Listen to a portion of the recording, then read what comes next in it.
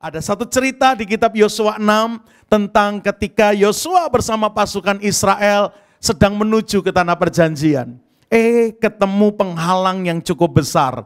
Namanya penghalang itu adalah Jericho Wall, saudaraku ya. Tembok Jericho, saudara. Waduh, dilihat kalau bisa mutar cari jalan yang lain. Saya yakin Yosua mungkin milih mutar dengan pasukan Israel. Karena lihat Jericho dengan temboknya. Wah, itu sebelum ada 7 keajaiban dunia kayaknya ini masuk duluan, saudara. Ya. Konon ceritanya yang pernah pergi ke sana 6-7 orang dewasa gandengan tangan belum bisa memeluk itu tembok Jericho saking tebelnya. Terlalu tebal sampai 6-7 orang gandengan tangan belum bisa peluk karena gede banget. Yang pasti yang ditulis Alkitab, Rahab, pelacur kota Jericho, itu rumahnya di dalam tembok. Saya ingat ada anak sekolah minggu pernah tanya, itu Rahab orang atau semut om? Katanya saudara, iya. Kok rumahnya di dalam tembok? Karena anak kecil dibilang, yang saya tahu rumahnya di tembok semut, saudara. Saking tebelnya itu tembok Jericho, sampai Alkitab berkata Rahab dan keluarganya tinggal di dalam tembok dan sempat menyelamatkan pengintai yang dikirim Yosua. Ya, sekali lagi, kalau Jericho bisa dihindari, saya kok yakin si Yosua akan pilih putar lewat jalan yang lain. Persis seperti Tuhan Yesus dan murid-muridnya mau ke kota Yerusalem, paling dekat memang lewat kota Samaria. Tapi ketika mereka kulon nuwun baik-baik minta izin lewat Samaria menuju Yerusalem, tidak diizinkan. Akhirnya Tuhan Yesus milih mutar lewat jalan yang lain. Tapi rupanya yang ini nggak bisa dihindari. Ya, Jericho tetap harus dihadapi, bahkan harus dirobohkan. Ini pelajaran penting ternyata dalam perjalanan hidup kita. Ada beberapa realita yang tidak bisa kita hindari. Yang harus nongol dan harus kita terobos, saudaraku. Kalau enggak, kita enggak bisa masuk tanah perjanjian. Kita enggak bisa masuk kepada kemaksimalan rencana Tuhan.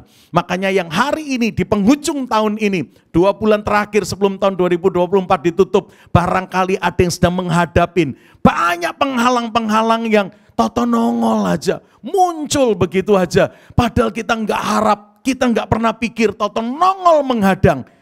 Sekali lagi, jangan ada yang kecil hati. Tuhan tetap mau membangkitkan para pahlawannya, saudaraku. Justru di sikon seperti inilah, biar kita ngalamin Tuhan yang lebih lagi, saudara. Dan akhirnya kita tahu Jericho dengan temboknya yang besar itu diruntuhkan dengan kuasa Tuhan yang luar biasa. Tapi sekali lagi kalau Anda dan saya dengar peperangan Yosua melawan Jericho, apa yang ada di benak kita kalau tentang Jericho temboknya diruntuhkan? Apa yang muncul di benak Anda dan saya? Saya yakin 2 ini yang muncul. Yang pertama kuasa sorak-sorai, saudara. Iya kan? Coba dilihat ayatnya di Yosua 6 ayat yang ke-20. Coba kita baca. Ini yang pertama pasti muncul. Karena Jericho itu muncul, kata Alkitab begini bunyinya. Yosua 6 ayat yang ke-20. Lalu bersoraklah bangsa itu, sedang sangkakala ditiup, segera sesudah bangsa itu mendengar bunyi sangkakala, bersoraklah mereka dengan sorak yang nyaring. Maka, apa kata Alkitab? Runtuhlah tembok itu, lalu mereka memanjat masuk ke dalam kota, masing-masing langsung ke depan dan merebut kota itu. Wah, makanya nggak jarang begitu dengar Jericho diruntuhkan, langsung yang nyentel di otak kita, kuasa praise and worship ini, saudara ya. Kuasa praise and worship, kuasa sorak-sorai. Bahkan beberapa WL ngajak kita serukan haleluya 3 kali, yang ketiga 1 menit nggak selesai. Katanya tindakan profetik untuk meruntuhkan tembok-tembok Jericho yang ada. Saya menyebutnya kecelakaan teologi ya itu, saudara ya. Awas putus urat tenggorokan kita, saudara. Walaupun umum dipakai, apalagi gereja karismatik Pentakosta suka itu prophetic act, saudara. Ya, oke lah, yang suka ya monggo. Tapi kok saya yakin bukan itu esensi Jericho dirobohkan. Bukan, Pak. Lu jelas, Pak, bersorak runtuh loh, Pak. Saya pun bertahun-tahun mikirnya begitu, apalagi dari sekolah minggu diajari tentang kuasa sorak-sore, pujian penyembahan kepada Tuhan, merontokkan tembok Jericho. Itu kayak sudah berakar di otak dan alam bawah sadar saya. Jericho rontok karena kuasa sorak-sore dan kuasa pujian dan penyembahan. Sekali lagi, bukan salah, tapi menurut saya bukan itu esensinya. Yang kedua, yang nyentel di otak kita dengar Jericho dirontokkan adalah doa keliling, saudara ya. Halo? Waduh, mau tanah ini ya kelilingi dengan doa. Cepiurin minyak, saudara ya, jadi milikmu, saudara. Wah, karismatik banget itu, saudara. Itu dua hal ini yang nyentel. Karena cerita Yeriko dirontokkan. Tahu ceritanya? Tiap hari Yosua dan pasukan Israel mengelilinginya. Sampai 6 hari berturut-turut, sehari sekali. Khusus hari yang ketujuh, mengitarinya, mengelilinginya 7 kali. Jadi total tembok Yeriko sebelum rontok, 7 hari dikitarin 13 kali oleh bangsa Israel. Lalu rontoklah. Wah, makanya 2 pelajaran ini sudah diajarkan di mana-mana. Doa keliling, suasa pujian dan penyembahan, sorak-sore rontok, saudara. Bertahun-tahun saya juga nyentelnya itu. Sampai satu kali tidak ada kerjaan di kaki Gunung Lawu, baca ayat yang kedua ini, saudara ya. Yosua 6 ayat yang ke-10, mari kita lihat. Buka kitab Yosua pasalnya yang ke-6, baca ayat yang ke-10. Ternyata menurut saya inilah esensi Yeriko dirontokkan. Mari kita lihat ya. Yosua 6 ayat yang ke-10. Tadi ayat 20 yang kita baca, maju yuk ke ayat yang ke-10.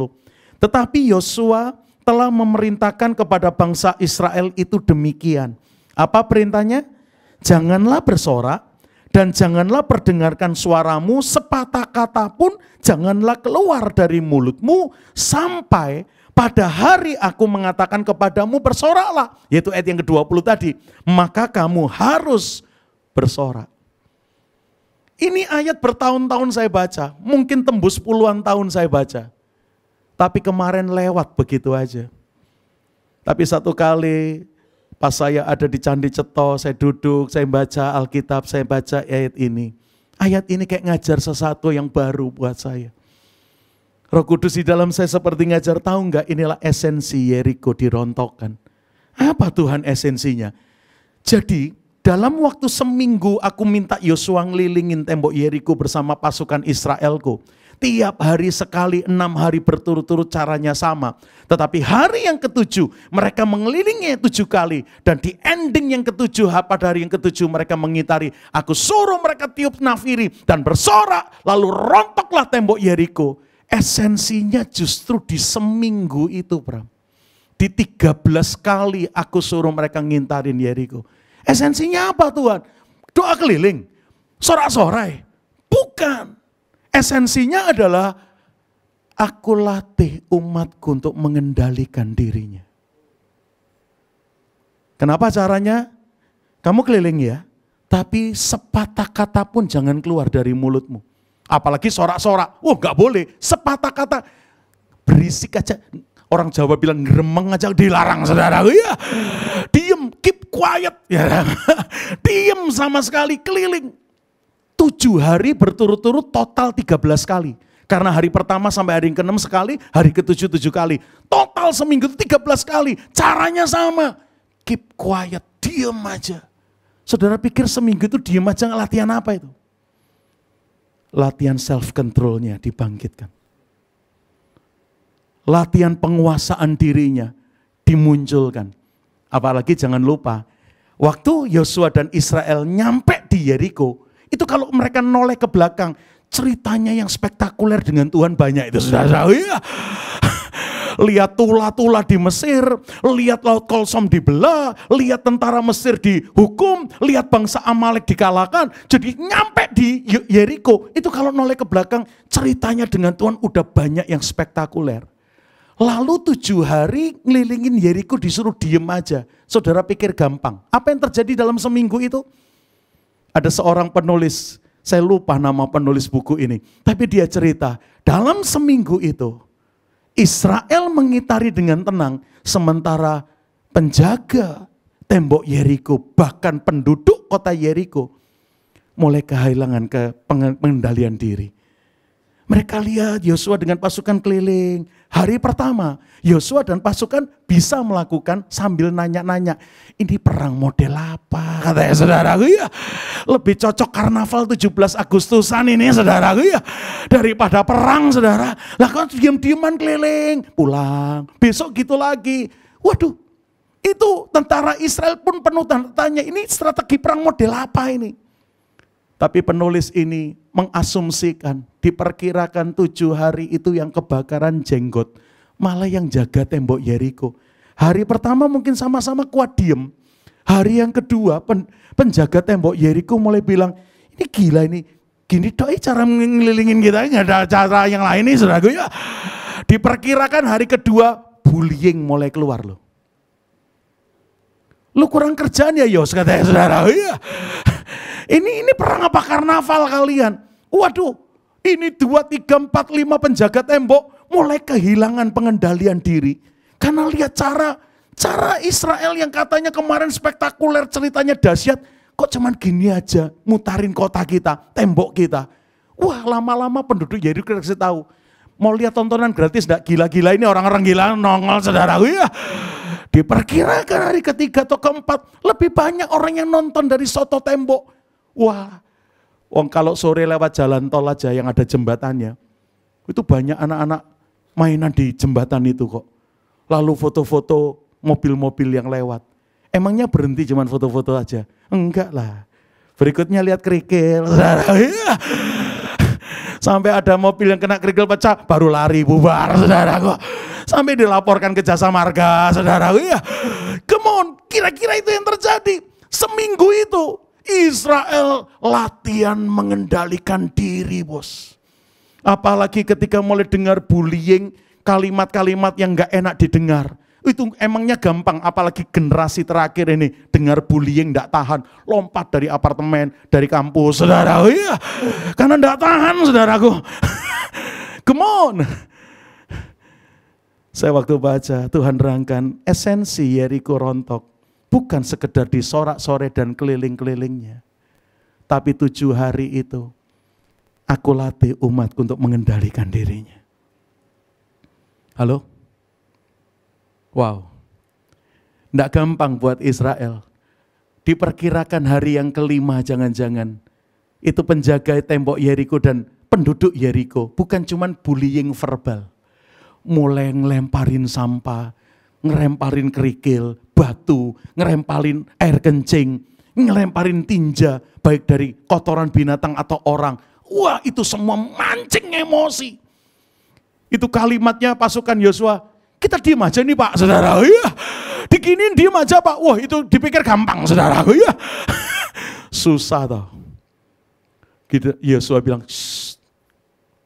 don't talk anything. Keep quiet. Wah, itu sudah panas, telinga merah keluar asap saudara. Ya. Coba saudara, dilemparin ini tuh, udah keliling-keliling. 1 hari selesai, besok lagi keliling. Wah, dilemparin, udah enggak tahan itu. Serius itu. Persis seperti Yesus disalib diejek. Kalau kamu anak Allah turun dong. Orang lain lu selamatin, lu sendiri enggak, turun dong. Wah, itu kalau Anda dan saya jadi Yesus, turun beneran loh. Cuman mau ngomong bisa bro lalu balik saudara. Ya. Keren saudara. Ya. Kayak puas gitu saudara. Ya. Halo, sadar gak disalib sama dengan sama Yeriko, latihan pengendalian diri itu.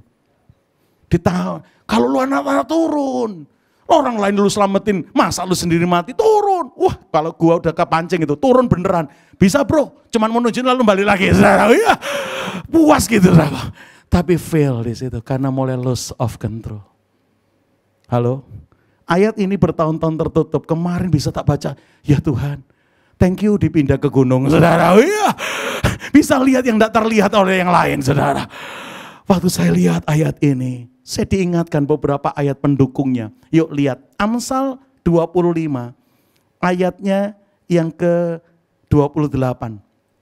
Amsal pasal 25, baca ayat terakhir. Inilah ayat yang digenapi oleh penjaga tembok Yeriko, bahkan seluruh penduduk Yeriko. Ayat itu berbunyi apa? Amsal 25 ayat yang ke-28. Orang yang tidak dapat mengendalikan diri adalah seperti apa?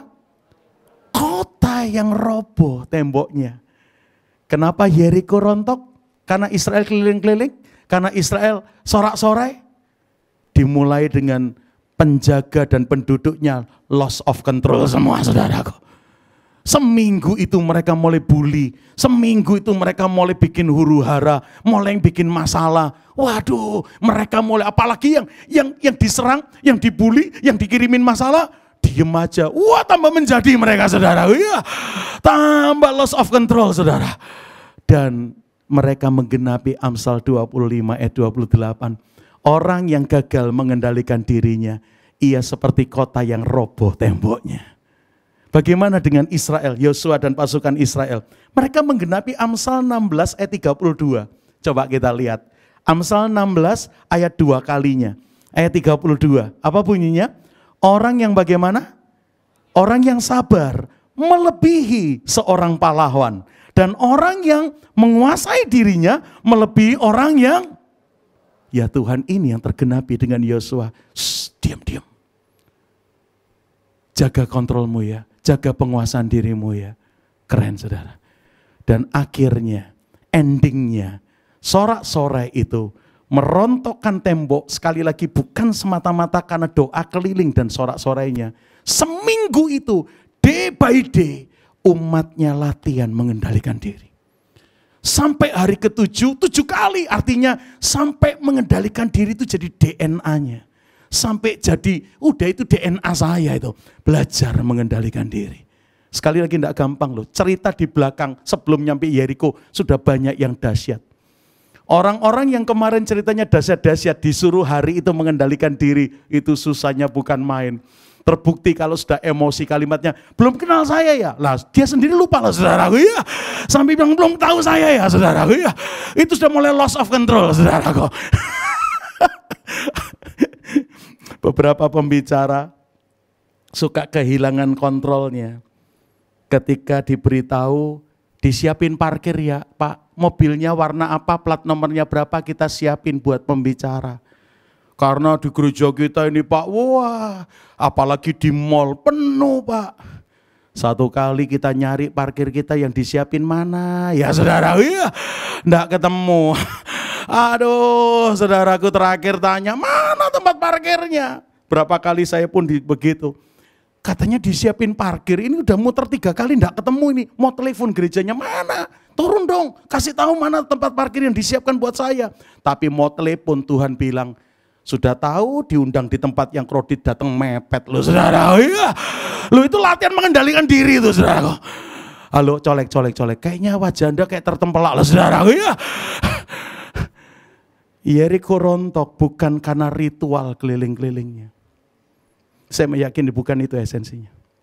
Yeriko rontok bukan sekedar karena kuasa sorak-sorai. Seminggu itu umatnya latihan mengendalikan dirinya.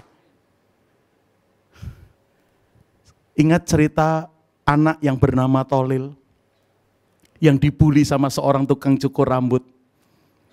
Setiap kali ada yang cukur rambut, si tukang cukur selalu bilang, tuh anak yang di depan lagi main yang pakai baju ini, yang rambutnya model begini. Wah, bapak ibunya salah ngasih nama. Anak itu dikasih nama Tolil, ternyata anaknya tolol. Saudara, iya. Yang dipotong rambutnya tanya, memangnya dia enggak sekolah ya Pak? Emangnya si Tolil enggak bisa baca dan ngitung ya Pak? Nulis ya Pak? Enggak bisa ya? Bukan, bisa semua, dia sekolah. Jangan-jangan sudah SD kelas 6 atau SMP kelas 1 dia. Tapi begoknya itu luar biasa. Masa sih Pak, udah daripada susah saya menerangkan kamu lihat ya, tak berhenti dulu nyukur rambutmu kamu lihat. Tukang cukur ini letakkan guntingnya, dia keluar, dia panggil Tolil, Tolil sini. Datang si Tolil, iya Om, kenapa panggil Tolil Om? Om mau suruh Tolil apa? Enggak, Om enggak mau suruh Tolil apa-apa. Om cuma mau kasih Tolil duit, mau enggak uang? Om serius mau ngasih Tolil duit? Sinterklas ya yang mau muncul Desember saudara. Iya. Enggak, mau enggak dikasih duit? Ya mau dong Om. Jangankan Tolil, toyol aja doyan duit katanya saudara. Iya. Apalagi Tolil ya mau, apalagi janji ya Om. Enggak suruh Tolil macam-macam ya. Enggak, cuman mau kasih seperti biasanya. Wah ya mau banget. Oke, pilihlah. Di tangan kirinya Om ada 100.000, di tangan kanannya ada 2.000. Mana yang Tolil pilih?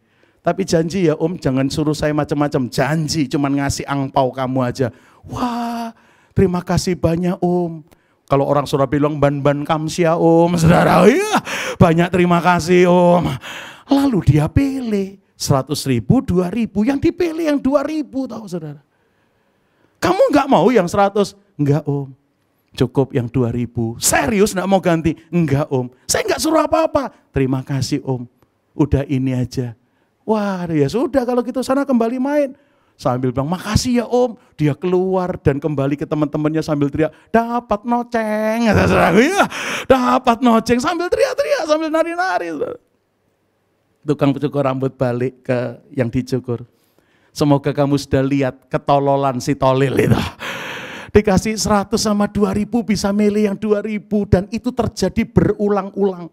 Saya ganti nominal yang lain, 50 sama 1.000, dia milih yang kecil. Saya ganti lagi pakai 100.000, pakai 5.000, semua yang terkecil itu yang diambil. Padahal berulang-ulang saya bilang, saya nggak nyuruh apa-apa, cuman ngasih angpau, dipilih yang kecil. Makanya lu besok kalau nyari nama buat anak jangan salah. Itu dikasih nama Tolil, anaknya tolol ternyata. Pemandangan cerita ini dilihat oleh yang dicukur rambutnya. Selesai cukur, bayar, keluar.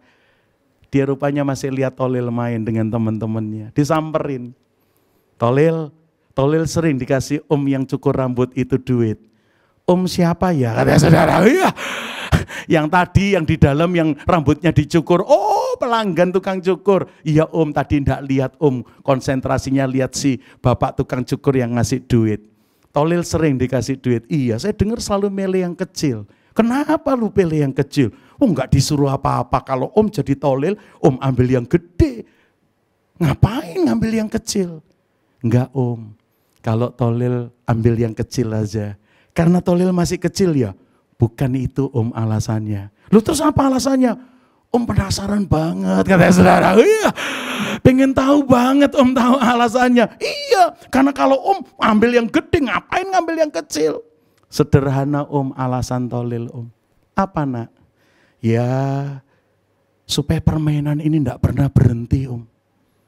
The game never over dia bilang. Maksudmu? Lah kalau Tolil ngambil yang besar itu kan yang umum dikerjakan orang. Ya cuman sekali Om. Tapi gara-gara Tolil ambil yang kecil, yang ngasih yang kebakaran jenggot Om saudara, iya. Yang ngasih yang penasaran Om, yang ngasih yang akhirnya loss of control Om. Dan saya dengar dia terus jelekan saya. Gara-gara saya milih yang kecil nominalnya, dia selalu bilang jangan salah ngasih nama anak, itu anak namanya Tolil, anaknya tolol. Waduh Om, waktu saya dengar begitu, setiap kali ada pelanggan yang cukur masuk, saya langsung kontak teman-teman untuk segera keluar. Begitu hitungan tangannya Tolil nggak sampai 10, Tolil yakin lagi dibicarain Om saudara. Ya. Begitu tangannya Tolil hitungan 10 yang kedua belum selesai, permainan ini diulang lagi Om. Tolil dipanggil, ditanya mau duit enggak? Karena Tolil mau dipermalukan sama yang dicukur rambutnya. Dan Tolil ambil yang kecil, dia makin seneng dan makin jelek-jelekan Tolil. Tapi Om, gara-gara mainan kayak begini, tabungan Tolil udah 5,5 juta hari ini Om saudara. Halo? Colek kiri kanan, kuasai dirimu saudara. Wajah-wajah loss of control ini saudara. Lihat ayat ini. Saya meyakini 7 hari itu. Ini yang dilatih Tuhan dengan umatnya. Kendalikan dirimu. Amin. Makanya kalau hari ini kita merayakan hari pahlawan. Pahlawan kerajaan Tuhan adalah pahlawan yang terus belajar menguasai dirinya. Terus membangun self control yang tinggi. Wah keren ini. Emangnya gampang Pak? Susah. Apalagi di detik kita nyampe di sini harus mengendalikan diri. Pengalaman kita spektakuler banyak dengan Tuhan. Enggak ada jalan yang lain kecuali 2 ini. Yang pertama, bangun value of humbleness. Miliki dan bangun nilai-nilai kerendahan hati. Karena ini yang membuat Anda dan saya aman kalau latihan mengendalikan diri. Orang yang gagal mengendalikan diri, loss of control, itulah orang yang pride-nya kebesaran. Egonya ketinggian, saudara. Tadi pagi saya bicara itu. Iya, orang yang gagal mengendalikan diri itu orang-orang yang nggak membangun kerendahan hati, tapi membangun arogansi. Ketahuan kok kalau udah marah, belum kenal saya ya. Anaknya jenderal ini atau tetangganya jenderal malah saudara. Iya. Lu baru jadi tetangganya jenderal aja udah sombong lu saudara. Iya. Aduh saudara. Itu orang-orang yang sudah merasa dirinya someone dan something. Kalau Anda dan saya selalu membangun, I am no one, I am nothing without you Lord. Wow, kita akan bisa mengendalikan diri. Begitu merasa dirinya sudah seseorang, bahkan sudah punya segalanya, gawat itu. Susah mengendalikan diri, pasti fail.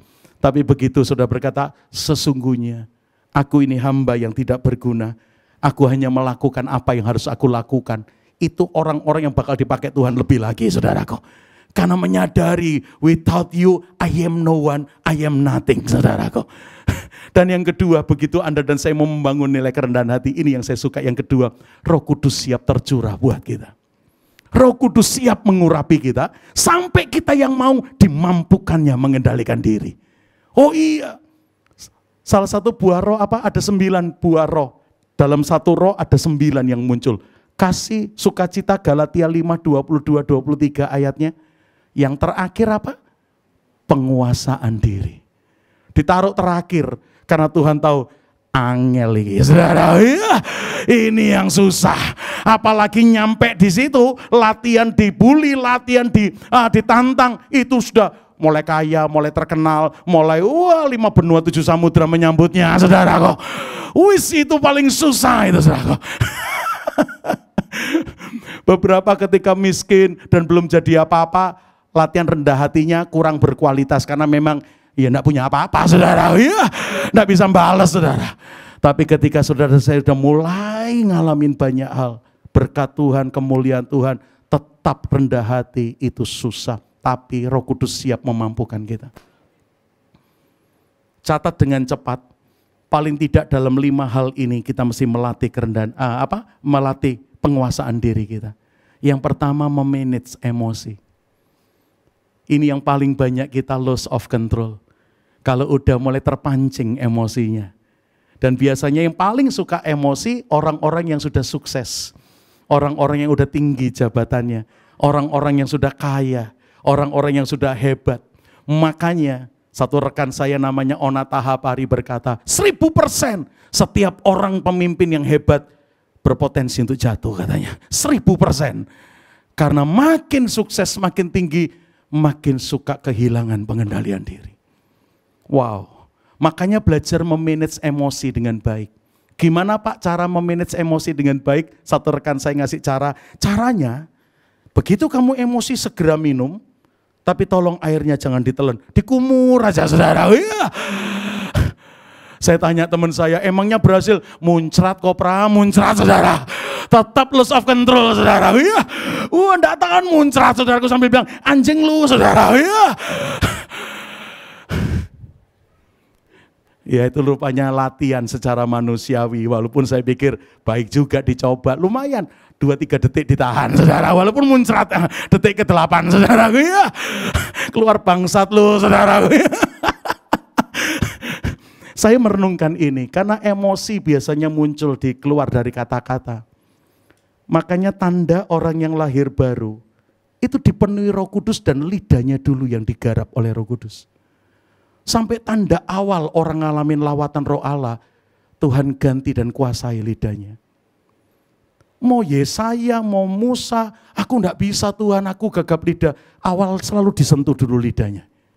Bahkan 120 murid di kamar Yerusalem, datang lidah-lidah api, ngurapi lidah-lidah mereka. Coba saudara.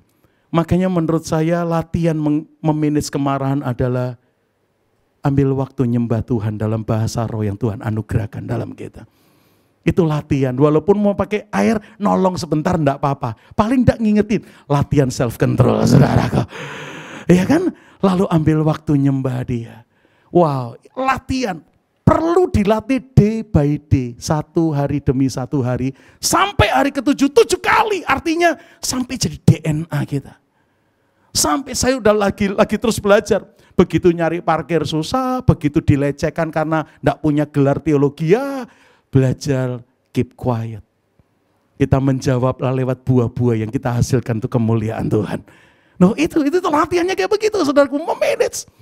Waktu kemalingan, Toto jemaat bilang, Pak, lu bener dengan misi-misimu. Kemalingan kok sampai 3 kali. Itu kalimat mengandung sianida loh, saudara. Enggak enak banget didengar, saudara. Lagi bangun misi sekolah di Rote, lagi bangun misi di Candi Ceto, tahu-tahu kemalingan, itu jemaat bisa datang dan nuduh, benar Pak dengan misi-misimu. Waduh, mau marah. Tapi istri selalu berkata, banyak yang memang tidak benar dengan misinya. Kalau kita ngadepin yang beginian, cukup tunjukkan lewat waktu yang bicara. Dan tunjukkan lewat apapun yang kita kerjakan, mereka melihat Tuhan dan kebenarannya di dalam kita. Istriku lebih pendeta dari saya. Suaminya pendekar, saudara. Ya, kepingin tersulut, saudara. Tapi latihan memanage emosi. Pernah operasi ambeien tahun 2009. 15 tahun yang lalu. Itu ada jemaat datang. Pak, operasi Pak. Ya Tuhan, kemarin saya mau operasi, Pak Pram datang doain, saya batal operasi, sembuh. Pak Pram yang doain ke operasi. Kamu lebih baik enggak besuk loh. Saya bilang begitu, ya. Kalimatmu loh saudara, ya. Saya kemarin mau operasi, Pak Pram doain, batal, mujizat terjadi. Lah kok yang doain saya jadi operasi. Waduh, kayaknya kamu lebih sakti dari saya, saudara. Kadang-kadang mereka enggak mikir panjang, ngomong begitu aja, makanya latihan mengendalikan diri. Biar Roh Kudus terus menguasai kita, saudara. Yang kedua dalam mencari uang, perlu latihan mengendalikan diri. Berapa kali atas nama butuh dan kepepet, kita loss of control semua. Atas nama kebutuhan dan atas nama kepepet, saudara, ya. Akhirnya dopa, nyari yang haram aja susah, apalagi disuruh yang halal, ya, saudara. Itu mulai banyak loss of control, saudara. Bahkan yang ketiga, selain mencarinya harus latihan mengendalikan diri, makainya juga harus latihan mengendalikan diri. Nyari uang, make uang, bangun value of self control ini. Mau nyari uang, mau make uang. Ada orang nyarinya sudah tidak gampang, makainya ngacau. Waduh. Apalagi hari ini ditawari pay letter. Issued sekarang, beli sekarang, bayarnya besok-besok. Terakhir malah tidak bisa bayar, saudara. Ya, semua dibeli, saudara. Itu mengendalikan tangannya susah itu. Semua di-issued, semua dibeli. Waduh, terakhir tidak bisa bayar. Tadinya gali lubang, nutup lubang. Terakhir gali terus nggak ketutup-tutup, saudara. Ya. Loss of control soal duit. Yang keempat, bangun self control dalam kehidupan seksual kita. Masalah seks mesti belajar pengendalian diri. Baik yang membujang, baik yang pacaran, atau yang sudah menikah, bahkan yang sudah menduda dan menjanda. Belajar melatih self control dengan kehidupan seks kita. Ini perlu diseminarkan, kalau diundang lagi aja deh saya sharing, saudara. Ya.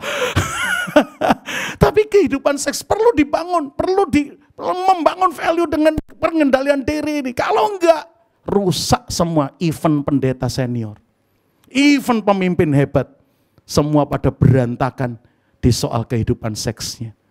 Wow, belajar kenyang dengan pasangan kita, dan belajar jadi pasangan yang bisa mengenyangkan pasangannya. Itu satu ayat yang keren, orang yang kenyang, madu pun tidak pernah disentuhnya. Tetapi orang yang lapar, sampah pun terasa manis di lidahnya. Makanya ini penting ini, mengenyangkan, saling mengenyangkan di dalam hubungan. Yang tidak punya pasangan, apalagi yang membujang, belajar membangun yang kuat. Kalau enggak, rontok semua soal kehidupan seks. Sepercayalah, begitu Anda mau, Roh Kudus standby mengurapi kita, saudaraku. Yang terakhir, yang kelima, soal makanan, perlu mengendalikan diri. Saya taruh yang terakhir karena saya merasa saya paling gagal di sini, saudara. Ya. Haleluya, saudara. Sampai akhirnya tahu-tahu udah nyeret asam urat tinggi, saudara. Ya. Aduh, tahu-tahu loh, sudah 220 nih kolesterolnya, saudara. Ya.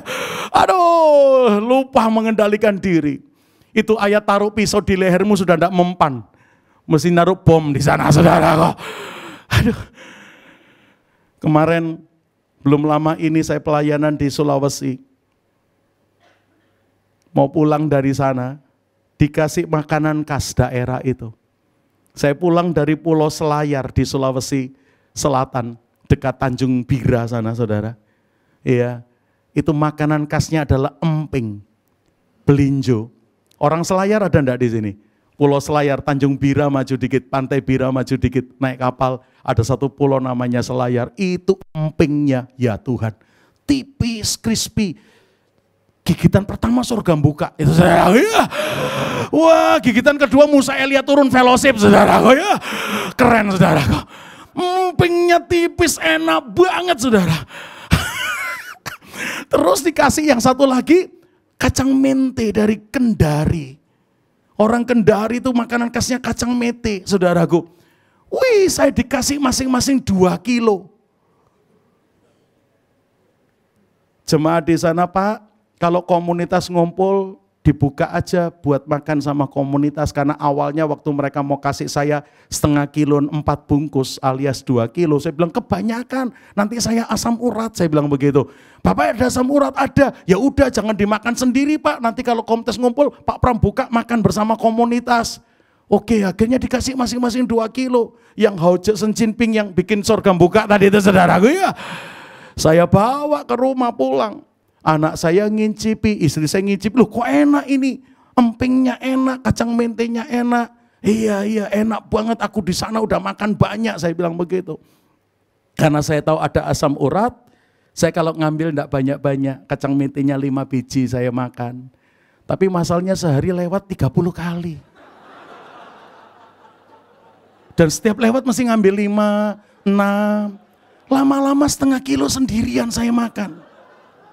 Hari Minggu tiba, sore mau komunitas, istri saya bilang dibuka aja buat jemaat. Dalam hati enak ini saudara, ya. Besok balik Candi Cetok, langsung tak ringkes saudara, ya. Saya bawa masuk ke kamar. Saya nggak taruh di meja depan, saya nggak taruh di dalam kulkas. Jemaat udah kayak anak rohani, main so akrab, wah buka-buka ngambil-ngambil saudara, ya. Saya masukin kamar. Makanya waktu selesai komunitas istri saya bilang, mana yang empingnya, mana kacang mentenya, tak ringkes. Saya bilang, loh udah dibagi, besok ke Ceto, nah aku nyetir ngantuk biar cemilan saudara. Ya. Kan banyak, dia bilang, awas asam urat, aman. Sudah lama enggak kambuh asam urat saudara, aman. Akhirnya enggak jadi, saya pesankan pukis, saya pesankan lemper untuk kita fellowship malam itu. Dan besok saya bawa itu kacang mente yang sudah 1 kilo lebih yang masih tersisa dengan emping menuju ke Candi Ceto. Nyetir dari BSD baru nyampe Semarang, perjalanan 5 jam.